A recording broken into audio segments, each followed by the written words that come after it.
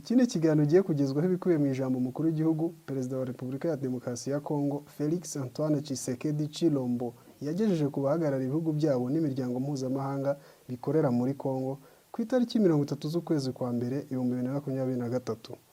Ni ijambo rirerire ariko ndaguhamo igice kitagutindira cy'ijambo yavuze ku Rwanda n'umutwe wa M23 akomeje kugaragariza isi isano bifitanye.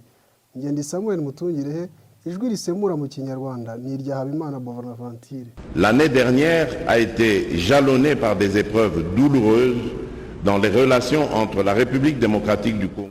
Umwaka ushize wabaye umwaka waranzwe n'ibintu bibabaje mu mubano hagati ya Kongo na bimwe mu bihugu bituranye by'umwihariko u Rwanda.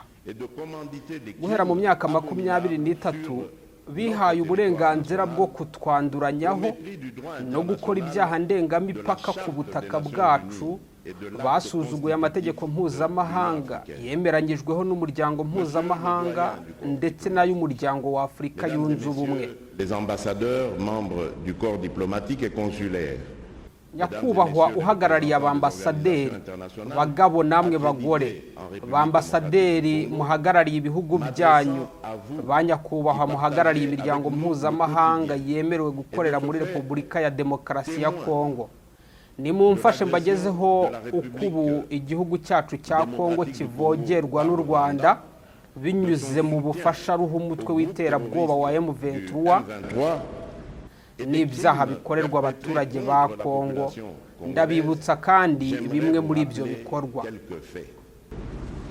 Le gouvernement congolais a publié en novembre dernier un livre blanc qui établit preuve à l'appui.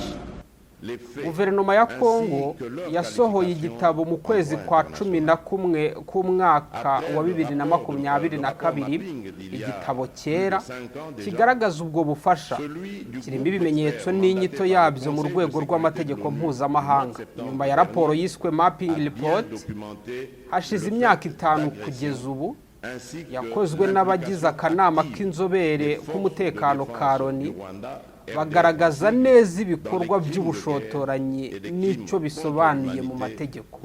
Ibyakozwe n'ingabo z'u Rwanda muri Kongo bigize ibyaha by'intambara n'iby'inyokomuntu byakozwe na M23 muri Kivu y'Amajyaruguru. Ibihugu n'imiryango mpuzamahanga muhagarariye muri Kongo namwe ubwanyu muzi neza ukuri kose ku bibazo by'umutekano muke dufite mu burasirazuba bw'igihugu cyanjye. Bimwe mu bihugu bizi neza ukuri kw'ibyo bintu kandi bifite umuhate wo kugira icyo bikora mu kubuza u Rwanda kujya muri Kongo no guhagarika ubufasha ku mutwe w'iterabwoba wa M23. Ils ont demandé sans embâche la cessation de ce soutien et le retrait du M23 des territoires occupés. Dans ce cadre, basabwe guhagarika ubwo bufasha no gusubiza ibice M23 yigaruriye.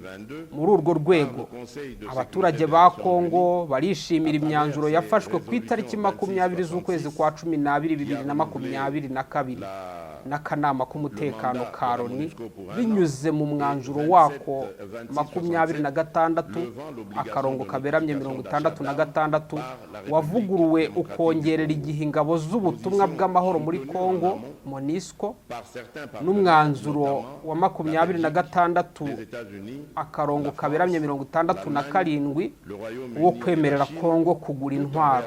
N'umwanzuro washyigikiwe na bamwe mu bafatanyabikorwa bacu barimo Ububiligi, Leta Zunze Ubumwe za Amerika, Ubufaransa, Ubudage, Ubwongereza n'Ubushinwa, bashyigikiye ubusugire bw'igihugu n'umutekano w'ibihugu byo mu karere k'ibiyaga bigari. Nyakubahwa ukuriye abahagarariye ibihugu byabo muri Repubulika ya Demokarasi ya Kongo, bagabo namwe bagore, igisubizo ku byaha byibasira inyokomuntu cyabonetse mu bwumvikane kirazwi. La feuille de route de Luanda et le communiqué final du mini-sommet de Luanda du 23 novembre. Bigaruka ku bikorwa byavuye mu myanzuro ya Nairobi n'inama nto y'abakuru b'ibihugu yabereye i Rwanda ku itariki 23 Ugushyingo 2022 bishyigikiwe n'akanama k'umutekano ka Loni, Afurika yunze ubumwe, umuryango wa Afurika y'Iburasirazuba na SADC. Mu kwibutsa ibyo bibazo byose birasaba ko imitwe yitwaje intwaro izishyira hasi, kuba M23 yasubira mu birindiro byayo, kugarura abahunze ibyabo, guhagarika ubufasha bwose u Rwanda ruha M23, kuburizamo imitwe yose yaba iy'imbere mu gihugu cyangwa yavuye hanze ikorera ku butaka bwa Kongo bikozwe n'ingabo za EAC na FARDC bifashijwe n'ubufasha bwa MONUSCO, kwambura intwaro umutwe w'iterabwoba wa M23 no kwambura intwaro umutwe w'iterabwoba wa M23 ku butaka bwa Kongo. Ibyavuye mu biganiro byahuje imitwe yitwaje intwaro n'ubuyobozi, gusubiza impunzi ku butaka bwazo, ibyavuye mu biganiro hagati y'ibihugu byo mu karere k'ibiyaga bigari no gushyiraho uburyo bwo kubambura intwaro, kubasubiza mu buzima bwa gisivile no gusubiza umutekano mu buryo. Le retour des réfugiés dans leur pays d'origine. Le dialogue entre les pays de la région des Grands Lacs.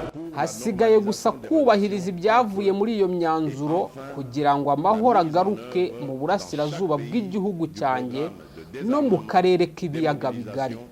Relèvement communautaire et stabilisation. Abayobozi bo mu Rwanda n'abambari babo M23 baburizamo ishyirwa mu bikorwa ry'iyo myanzuro mu mwirato mwinshi, bagasuzugura ibyemeranijweho mu rwego mpuzamahanga, ahubwo bagakomeza ibyo bikorwa muri Kivu y'Amajyaruguru. À mettre en échec toute tentative de mise en œuvre de ces actions ci-dessus. Avec la même arrogance et le mépris des instances internationales, ils poursuivent leur entreprise criminelle au Nord Kivu. L'expiration de l'échéance du 15 janvier et les attaques des RDF ainsi que des M23 de la semaine dernière à Kichanga ne laissent plus aucun doute quant à ceux. Toujours la même rengaine ressassée par les dirigeants rwandais, à savoir FDLR et discours de haine contre les rwandophones. Buri gihe bitwaza FDLR n'imvugo zibasira abavuga ikinyarwanda bagakora ibikorwa bihungabanya umutekano mu burasirazuba bw'igihugu ku butaka bwacu. Kugeza ubu ingabo za EAC ziri muri Kivu y'Amajyaruguru n'umwanzuro uri gushyirwa mu bikorwa uyobowe n'umusirikare wo muri Angola General João Nason, kandi nta kirego na kimwe kizahabwa agaciro kitagenzuwe, na cyane ko Kongo ihora buri munsi yiteguye ibirego u Rwanda ruyirega. Mécanisme ad hoc de vérification dirigé par un officier angolais, le général João Nason, est opérationnel aux côtés du mécanisme de vérification élargi de la conférence internationale de la région des Grands Lacs, la CIRGL. Aucun crédit ne peut être accordé à ces allégations qui ne sont banyakubahwa muhagarariye ibihugu byanyu, ndashaka kubabwira ko bigaragara ko ubushotoranyi bw'u Rwanda kuri Kongo n'umutekano muke ugaragara mu burasirazuba bw'igihugu cyanjye bihungabanya ubukungu n'ubusugire, kandi nta mukongomani uzihanganira ibyo bintu.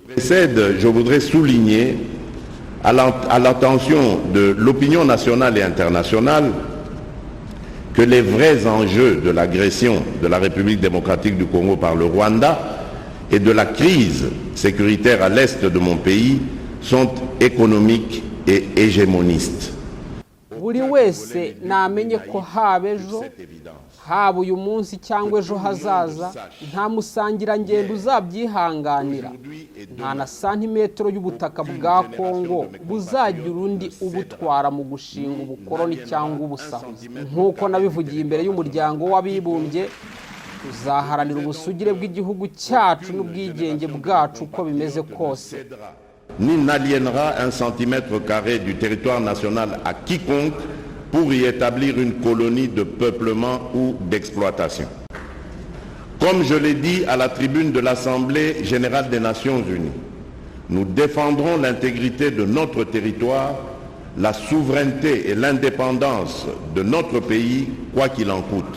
Je voudrais particulièrement mettre l'accent sur la solidarité. ndashaka gushimangira ubufatanye bw'abaturage bacu mu mbaraga nyinshi bugaragarira mu mbaraga z'uyoboye umuryango wa Afurika y'Iburasirazuba bushyigikiwe n'uwahoze ari perezida wa Kenya Uhuru Kenyatta mu gushaka igisubizo kirambye ku mitwe yavuye hanze n'iy'imbere mu bihugu irimo na M23.